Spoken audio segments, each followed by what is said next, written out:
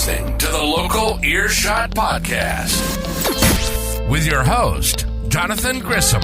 Let's talk about music.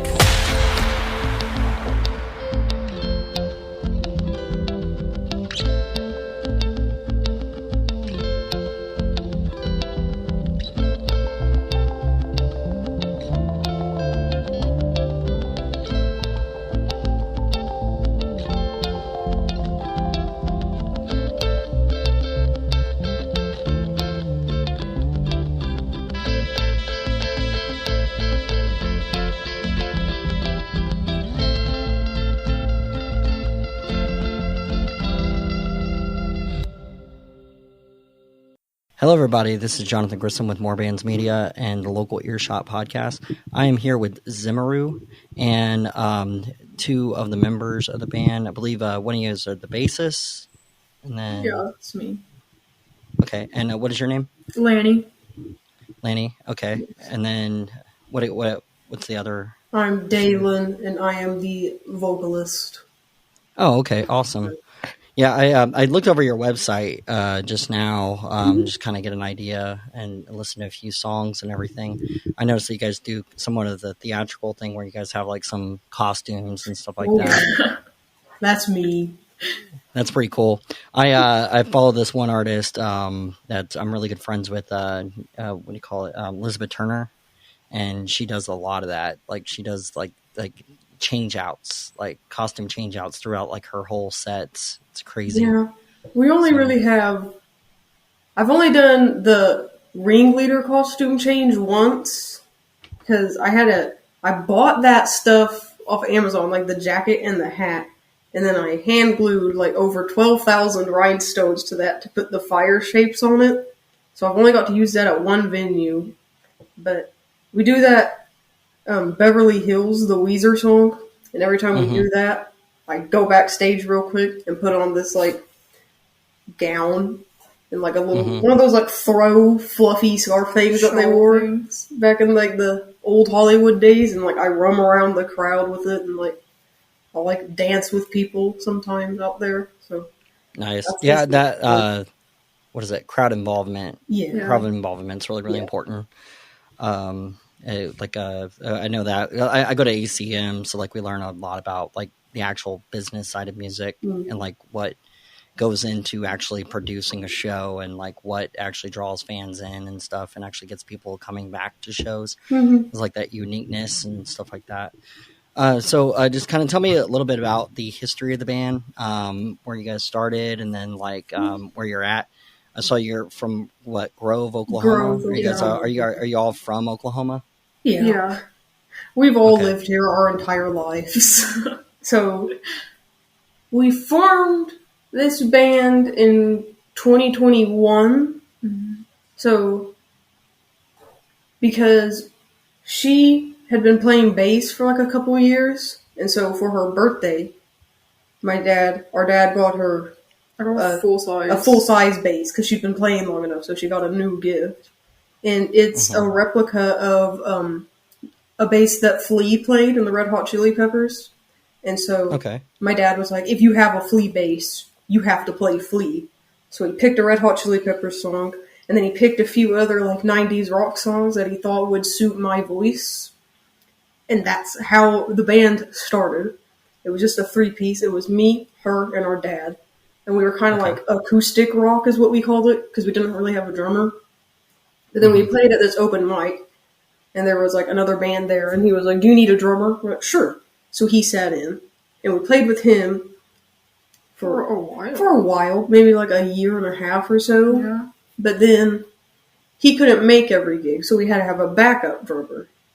And eventually the backup drummer became like our regular drummer. And we played with him for a bit. But then we started having scheduling conflicts with him. So when it came time for recording, we got another backup drummer, and now he's our full drummer, and he is like fully committed to the band. So the drummer you see with us now is the full-time guy. And our first name was Puzzle Pieces. So we were puzzle pieces for the thing. for like a couple years. But then when we started, when I started like writing stuff, when we were like, we want to put this on streaming platforms, we discovered there was another puzzle pieces already on streaming platforms. So yeah, we totally get that. We were told we could trademark the band name if they hadn't trademarked it. So then there couldn't be any like legal disputes, but we were like, there could still be they could like, still sue us. There could still be like confusion too if people were going to try and find us once we put stuff out and they see two bands. So yeah, the issue with band names that a lot of people run into is like, say that somebody buys a domain name, like a website, and it has the same name as your band, even if it's just like a product, like one of the bands I like hang out with is Hollis Band, and like they actually have a company called Hollis, and then there's another artist that's a pop artist called Hollis, and the problem is Hollis is a common last name. So it's like there's a ton of people with that last name. And so it's like they had to start calling their websites like Hollis Band instead of, because Hollis was so famous that she could technically sue them. And it's like over the name. And so you have to add to it. It's like like Tom Petty and the Heartbreakers. Like they had to add a certain name to it because there's certain rules or whatever and copyright and everything like that. Because I even have the same issue with Morebands that I can... Technically, there's a whole group of like hip hop and rap that use it for a term that means wrap of money, like a hold of money, and so like it means more bands or more bands of money, right? And so like technically, I could sue all of them, and I'm not going to. I don't care, but it's one of those things that like if somebody was actively using it for what it is, which is music promotion, then I would obviously do a cease and desist on that, but a lot of times when you're finding a new band name, that's the issue a lot of bands run into is that like that you'll find that they're copyrighted or that there's already a band that's big that already has a name. So then you have to like try to find something rare and unique. Or even then you could have just like confusion, even if there was no legal issues, people trying to find you and then like two different bands pop up. Yeah. So about a year ago is when we changed the name to Zimmeroo. And that came from the three of us, so like me, her, and our dad. We have an ancestor whose name was Zimmeroo. She was a full-blood Cherokee Indian. So we thought that was... It's a cool name. It's very unique. It's a cool name. It's very... I mean, and it fits the... it fits Oklahoma. And we did change the spelling of it, though, so that people would pronounce it right. Because... her name was spelled Zimerhew, where like no one would pronounce that right. So we changed the spelling so people would pronounce it right. And so then we have it's kind of. Oh, sorry. You're Go ahead. Okay. Yeah, I was just gonna say it's cool because then we're tying in like our own like history into it. So it's a cool little thing. Yeah, no, I always thought it was funny because, like, when you're reading certain band names, like the metal bands and stuff, half the time the actual fonts that they choose, you can't read them. Mm-hmm. And so, like, to me, I'm like, it's all part of it. Like, if you really want people to follow your band and know who you are, then it's like you have to choose good fonts. You got to choose like a good name, and then it has to stand out. So then, like, people will remember it, and then they'll keep on following because of that. So, yeah. So, how long have you guys been playing music for like in Oklahoma City for like as doing shows and stuff? Well, I guess Oklahoma in general. Sorry. Yeah, we've just been like performing like in like the bars and casino type thing for like 3 years, but we've all been playing for a long time. So, but like my dad, he is actually a bluegrass musician. That's where he started. So he's played a lot of like, the bluegrass things. But we've just now merged into like the more like rock type stuff. Yeah. So like we've just been doing this for like 3 years now. So we just now kind of started getting into the casinos a little bit. Yeah. I mean, that's not a bad circuit to get into, honestly. No, it's just like, I don't know. They say that a lot of what is it in I mean, because you can go the opposite route, I guess. But if you're local, like the bigger artists, they actually end their careers in casinos because like they said that what they do is they go through all the different, places to play, festivals, venues, all that kind of stuff across the world. And then whenever they get toward the end of their career, they end up on the casino circuit and they play all the major casinos. And then they end up, getting spots in like Vegas and things like that. So I mean, it's not a bad like track, honestly. It's good money, at least stable, coming in. So yeah. They definitely do pay more than the majority of bars. Yeah. One, and I know another circuit that they would talk about is the college circuit, which is like, I was told never do that. So I don't know why. I don't know why they would say that. Like it's, they say that the college circuit, I guess that it costs too much money to do. And so you end up spending all your money on the trips, trying to get across the country to play these shows, even though that it pays well. You end up like spending all your money on the trip. So it's like they said it's not the best thing to do. But a lot of books tell you to do it, like to do the college, I guess the go to the website and then go to all the college gigs and everything. But I don't know. I've never. I don't know. I'm not a person that does music. I'm a promoter, so I don't know like exactly all the ins and outs of everything. But the guy I used to do the show with, he's very like he's a blues guitarist, so like he was always about like talking about instruments and all sorts of stuff. And then a lot of people didn't understand what we were talking about. So it's kind of funny because like all musicians love it. Like they'll talk about instruments and music and stuff like that all the time. But like me, I talk more about like the show side of it. The actual like business side of it. So let me see. Sorry, this is my first time like doing a remote like this in a long time. I'm kind of off, and today's been like raining in Oklahoma City, so it's been crazy all morning.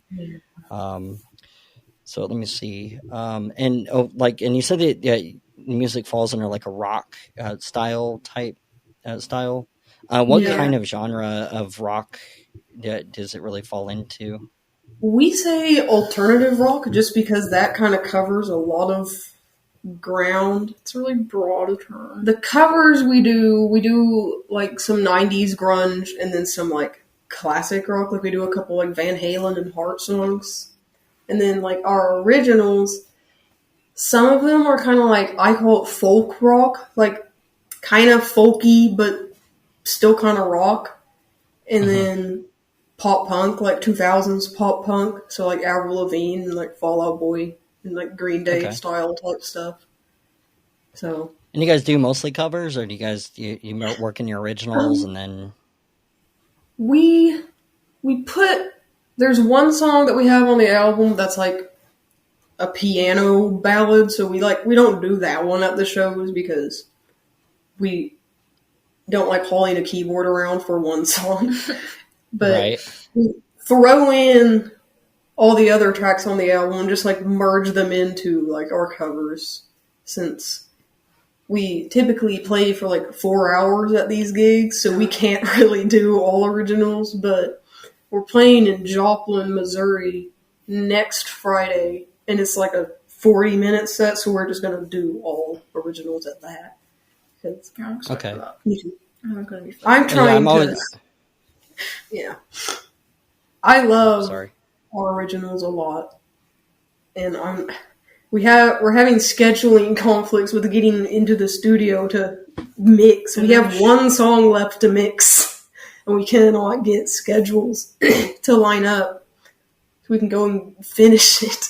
But yeah, I mean, if you can, like, because I know a lot of artists, like, they struggle with this, like, speak to, like, the whole idea behind, like, getting in the studio and recording, with that. Because I mean, I know, like, you're kind of, you're on a time crunch because you have to you have to do it in a certain amount of time. You're paying for your time when you're in the studio. So it's like you want to make sure it counts.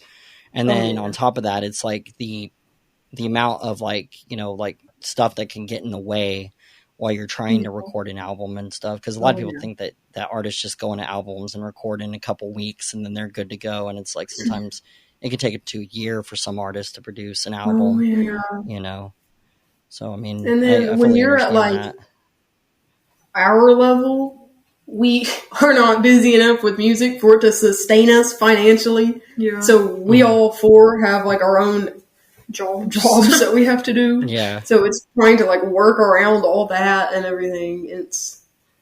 We don't have that much money in our band account. So it's like we go to the studio and it like drains it. So we have to like play a show and try and build it back up.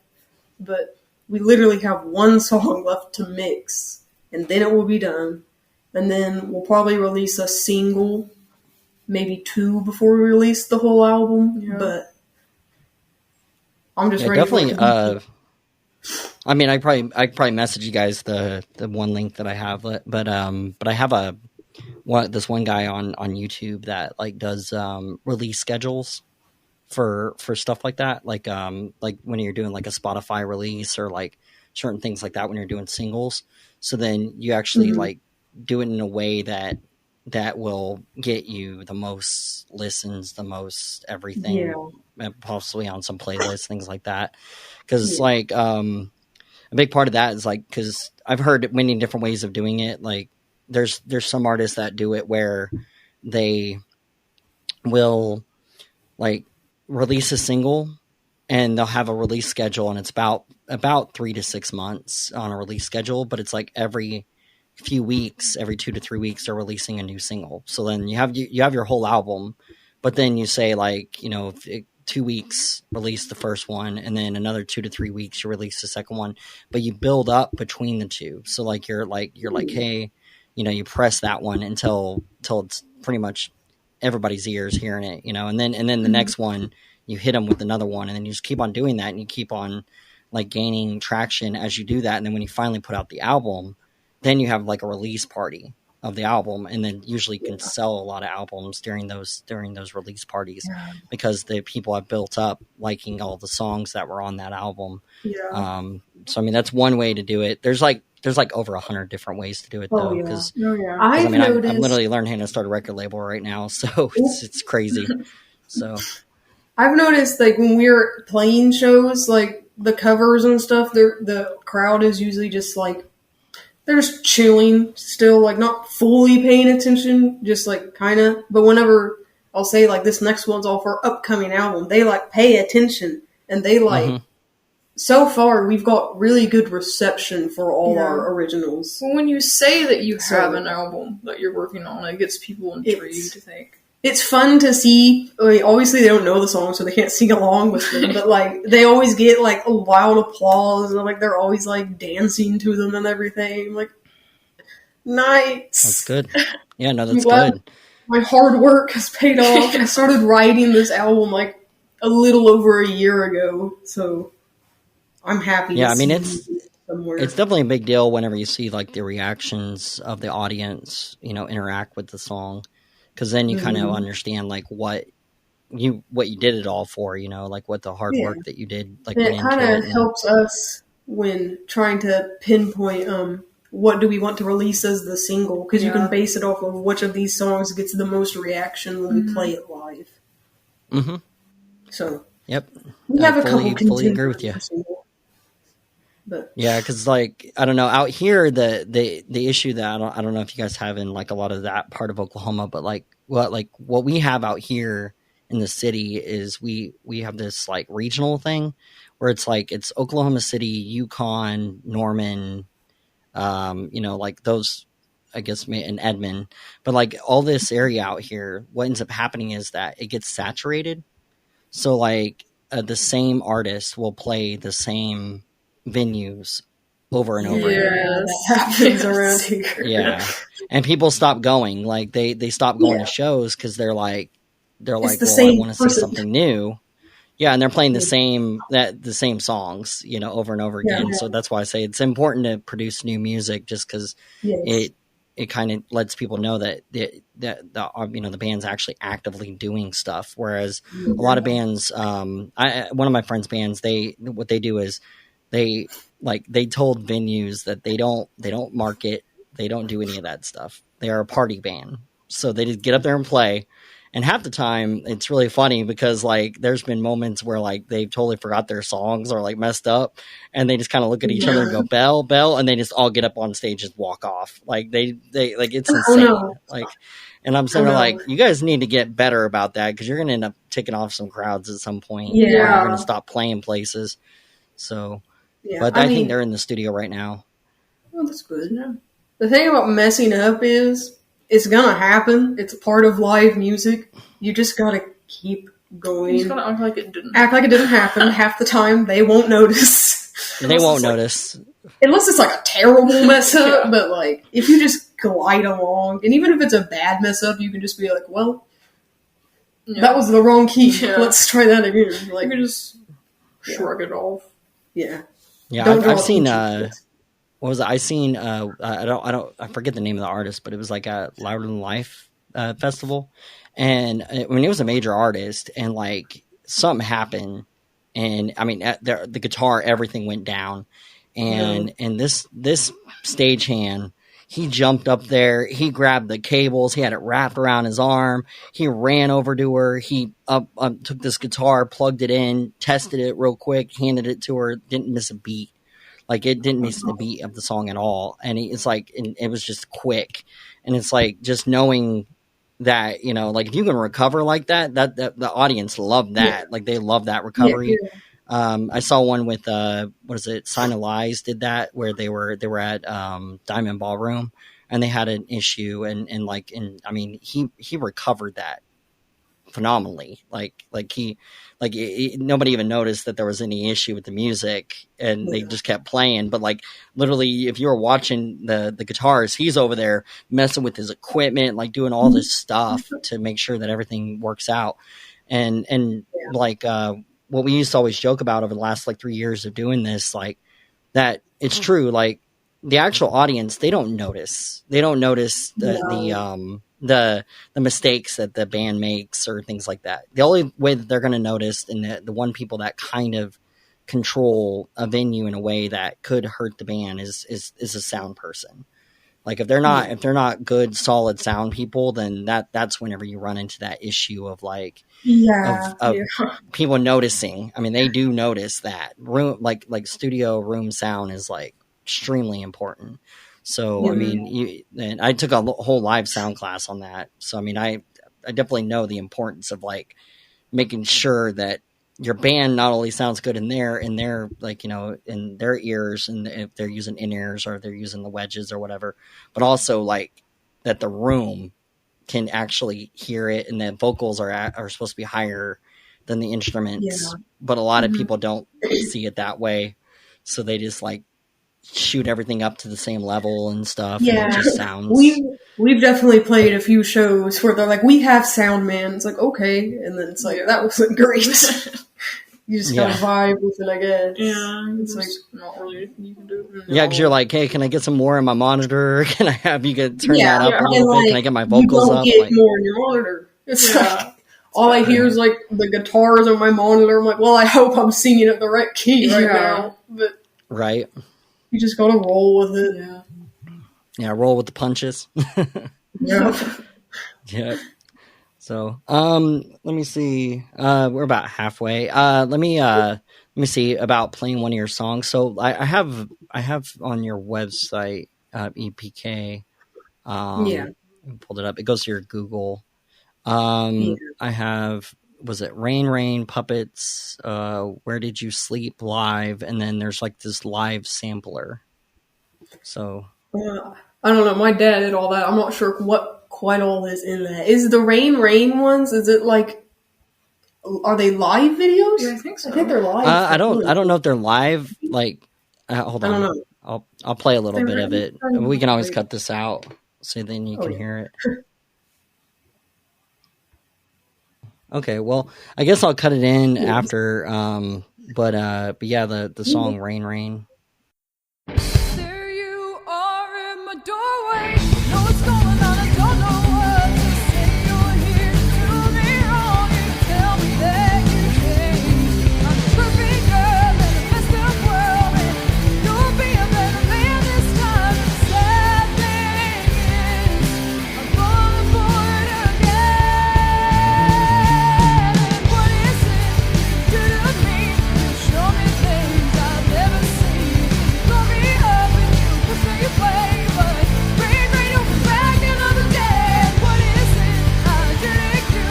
Makes you so in love, you're turning blue. Then I get fed up and I walk away, but rain, rain, I'll be back another day. Rain, rain, I'll be back another day.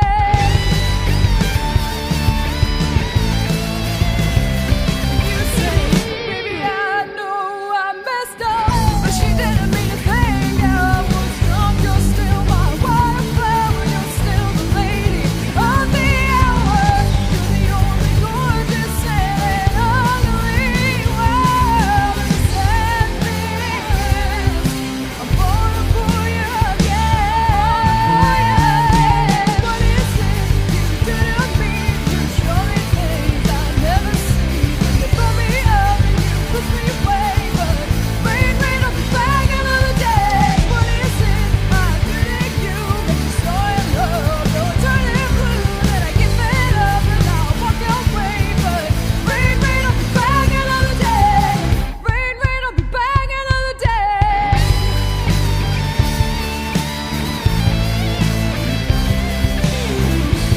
Chivalry dead, or I just blind. Romance alive. Here to play with my head, so sound the sound. You're rainbow, but I like it when it pours. You're a star.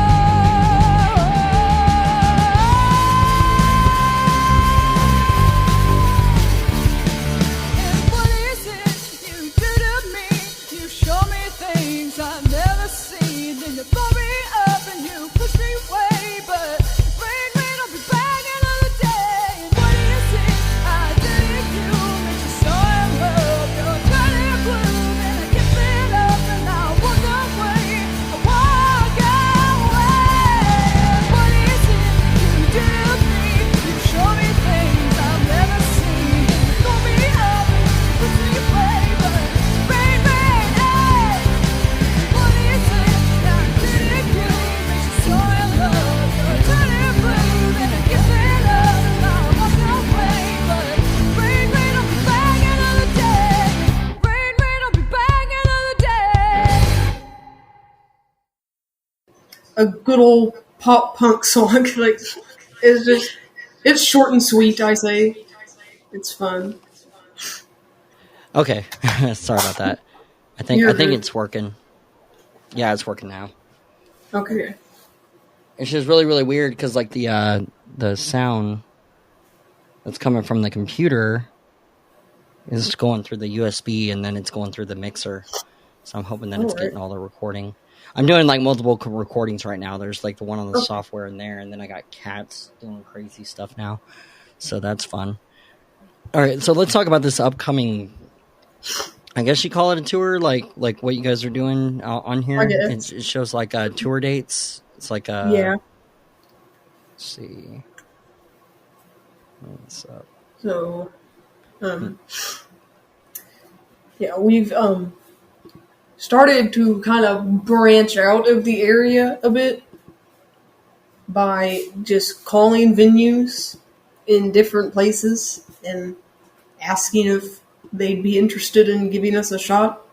We're like, here's a link to our EPK if you want to listen to us, Facebook, whatever, check us out. And some of them have actually said, like, yeah, we'll give you a chance. So we're going to Illinois this summer. I'm excited about that. I just hope we don't awesome. have a bad day or something. Yeah. And next Saturday, we're going to be in Pittsburgh, Kansas. So that's another new area we're going to step into. Mm-hmm. We got one in St. Louis. And that one, we'll do St. Louis on a Friday night, and then the next Saturday we'll be in Decatur, Illinois. So yeah, I think it's going to be fun getting to load up in the van and go. I'm excited about that. Yeah, the tour game, like, one thing I can always say about that is just like if you don't have AAA, just get AAA, because like if anything happens, they will tow your vehicle up to 100 miles. So like, so it's kind of a useful thing to have. We're hoping by the time summer rolls around, we'll have the album, we'll have CDs, and we can maybe sell some CDs when we're up there. And we're going to get like new merch and all that. So we're hoping to get our name out there. Yeah. And gain some fans. And get our music heard pretty much. Because I'm proud of what we've made. I think it's been a fun year or so with the band and recording and getting to play bigger venues. Like, we played at the Tulsa State Fair last fall. Yeah. It was on a Monday night on a little, like, side tent type thing, but international beer it was fun, and we gained a pretty decent sized crowd at it. And I had to take my picture with random people. Those places are actually worth playing. Okay, so you guys got the tour, and then let's see. And then, so what else is coming up for the band? Like, other than that, so you guys are trying to finish out the recording and then do that. Do you guys have any future plans? Like, what your, like, I guess like your year plan or any of that kind of stuff? I think our goal and plan is to just try and keep playing and get more dates on the calendar. Okay. So there's a few venues out here. I could probably put your name over to. Have you ever heard of Incom? Maybe. It's in Norman. It's like there's a guy, Christoph Murdoch, runs that. That one's pretty good to do. And then that we have one. It's over in the community, like the LGBTQ community area, but it's called the A2 Gallery. It's like a art gallery, and they have like a venue in the back. They do a lot of shows, and then and it's privately owned. And then let me see, and then there's Lost Highway, obviously Blue Note, all those places out here. But I mean, I could probably put your name over to the group, try to get some. I was in there. A lot of times, a lot of them follow my show, so then they'll see an artist on here, and then they'll reach out. They'll say, "Hey, cool. I saw you on here. You guys want to come play?" Yeah, we're just trying to play to whoever will book us. Yeah, there's a lot of the bars and stuff like up here in like Grand Lake area. They mainly either want like solo or duo acts. They don't really want the full rock band. And they also want country. Yeah, they like singer-songwriters. Country up there. Yeah, pretty much. Yeah, they like the singer-songwriter acoustic guitar. I've played at a few like songwriter showcase nights. Like, played in one in Tahlequah and like one in Tulsa. So it was like just me up there with my acoustic guitar. But don't know, just trying to get our name out there. And when I do any type of solo type performances, I like request that I be put on like the flyer or whatever as Dalyn Rae of Zimmeroo, like not a solo act. I'm trying to push the band because that's I know. My friend Megan Marlene, she does like, what is it? Mega Marlene music, and then she does Mega Marlene and band or something like that. The Mega Marlene band. So then the difference between her playing a band show versus like her acoustic like solo stuff. But she's also really big on the what do you call it, singer-songwriter circuit, where like there's a lot of those going on here, where there's like different bars and venues and breweries that do their nights.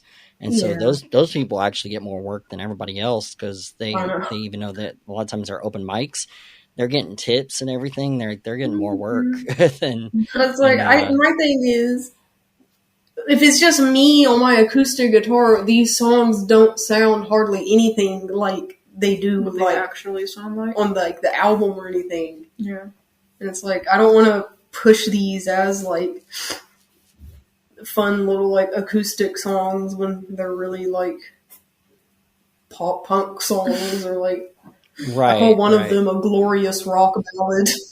So it's like I mean there's something to be said about that.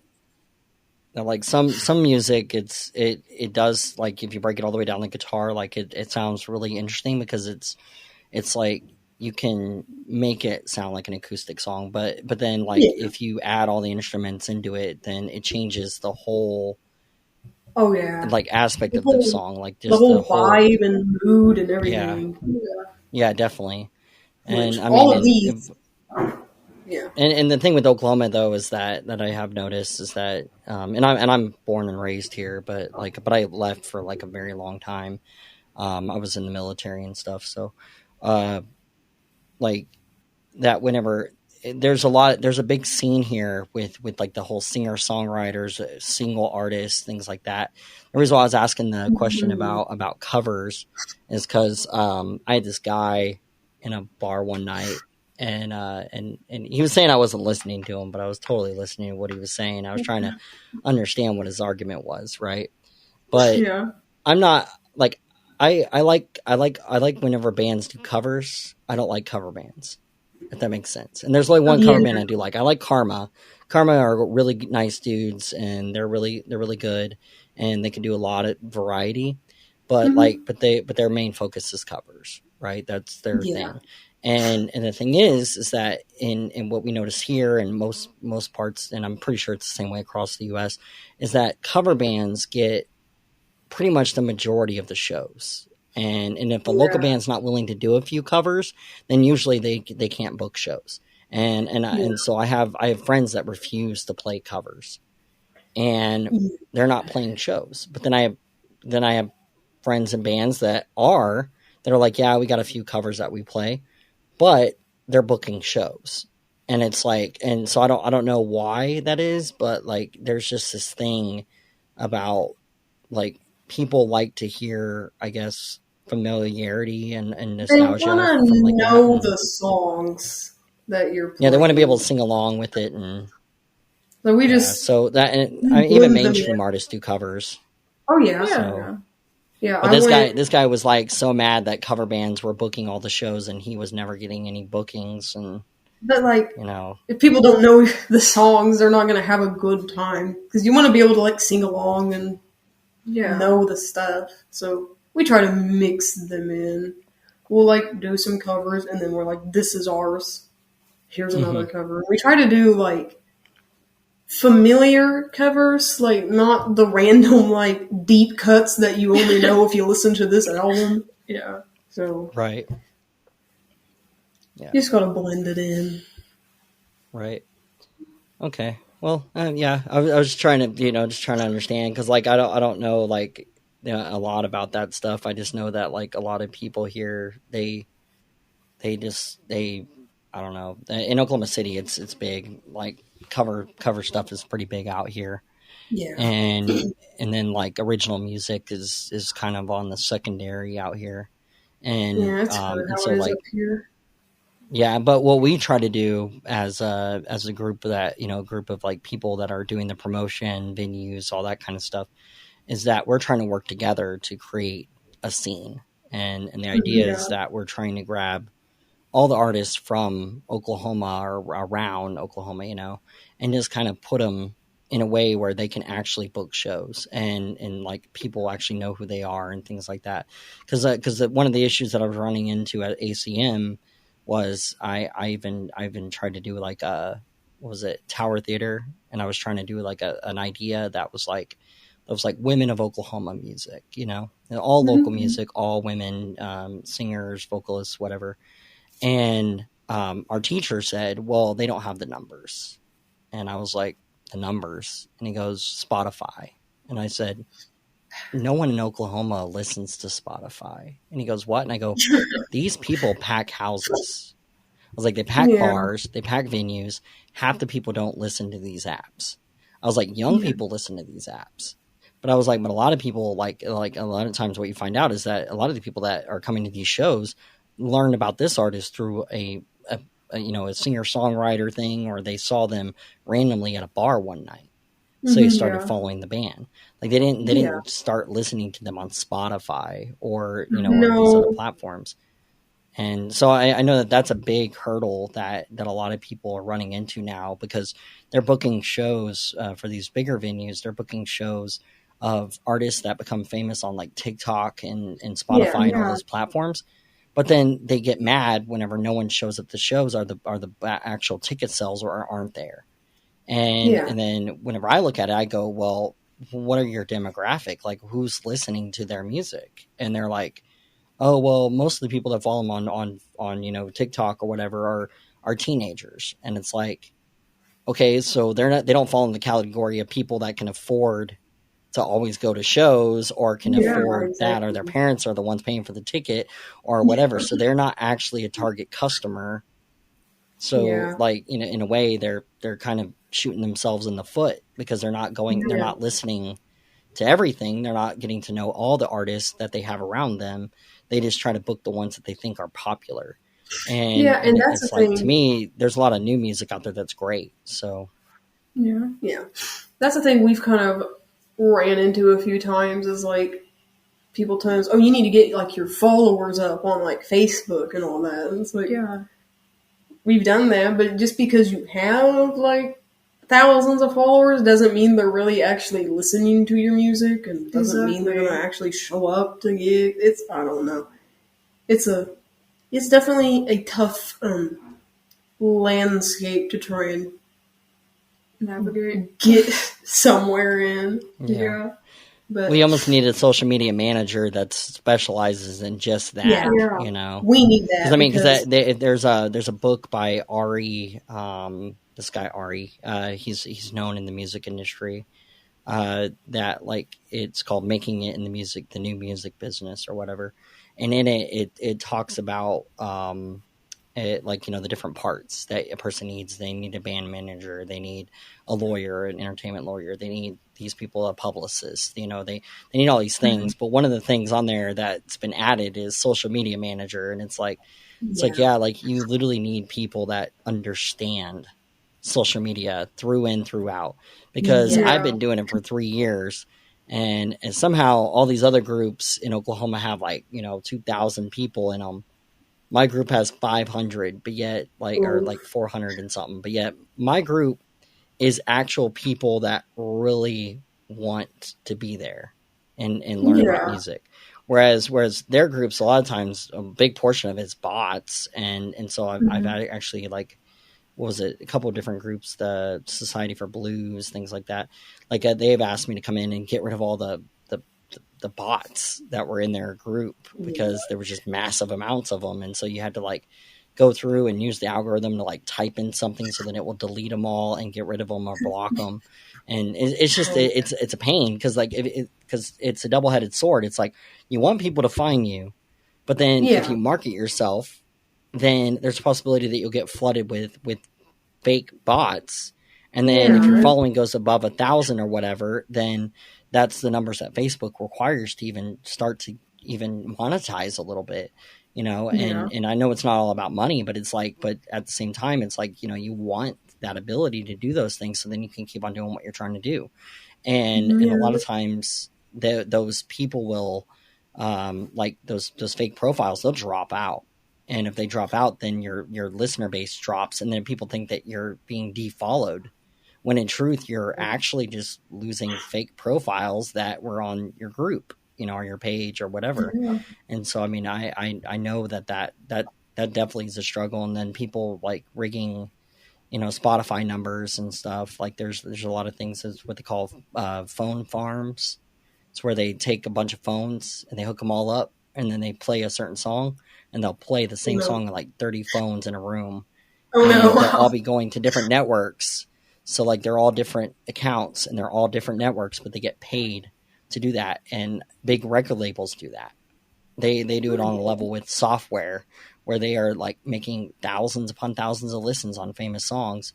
And then those artists get paid, or like there's artists doing things even on the big level where they'll put out 5 different versions of the same song, but just different versions. So they take over the entire top 10. And everybody goes, obviously this person's famous because top 10. They're playing the same song over and over again. They're fixing the numbers.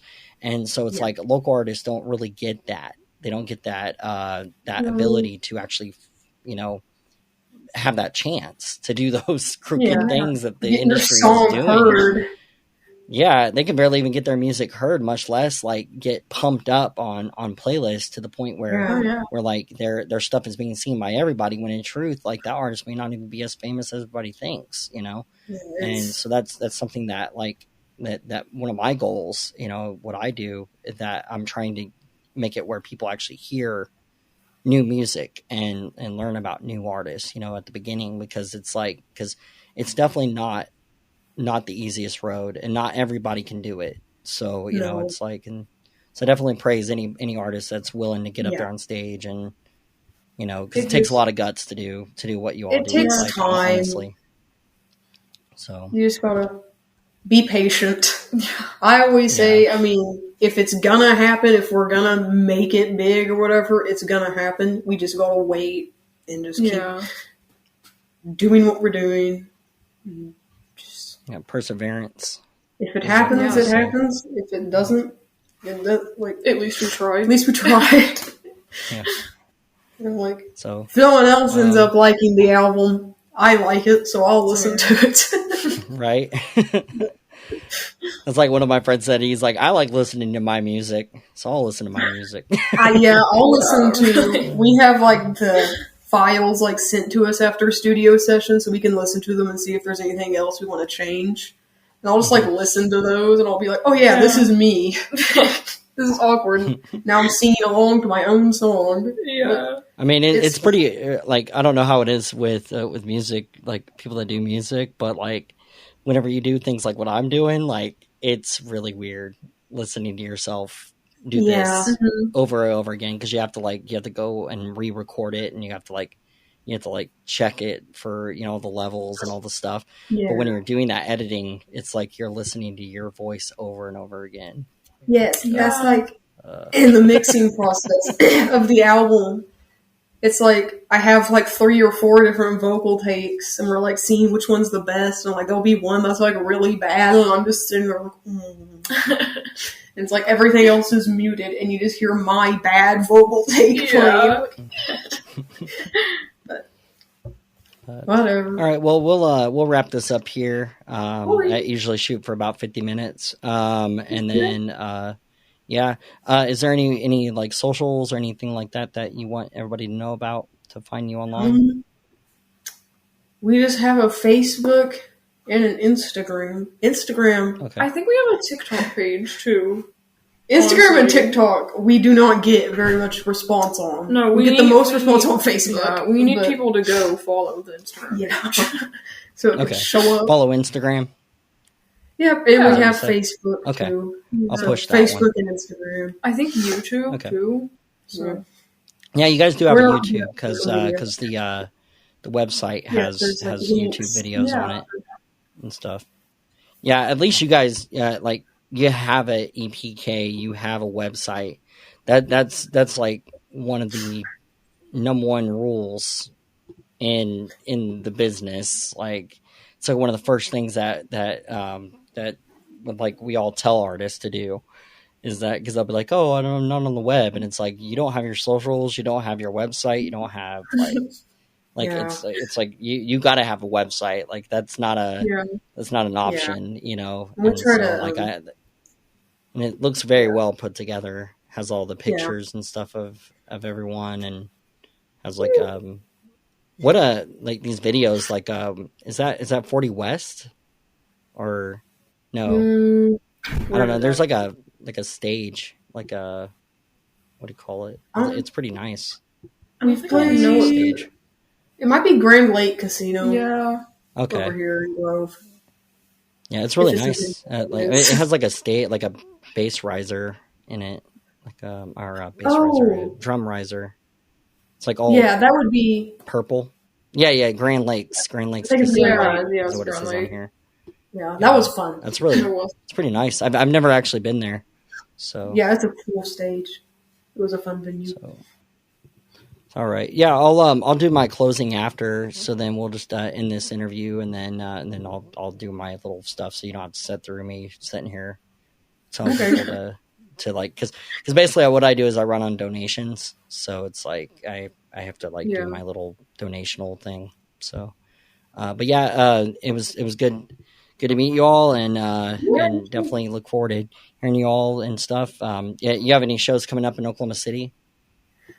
No, we had. I know you guys just played one, right? No, we had a prospect, like a venue, reach out to us to open for some band, like in May. But I don't think we've done. We haven't really done anything with it just yet. So we haven't played down here yet. Gotcha. We were just maybe. And then you got Tulsa State Fair. Oh no, that's all 23rd. That's 23. Never mind.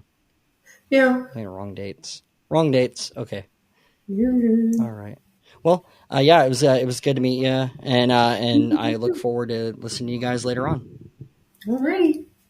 All right. Thank you. Thank you.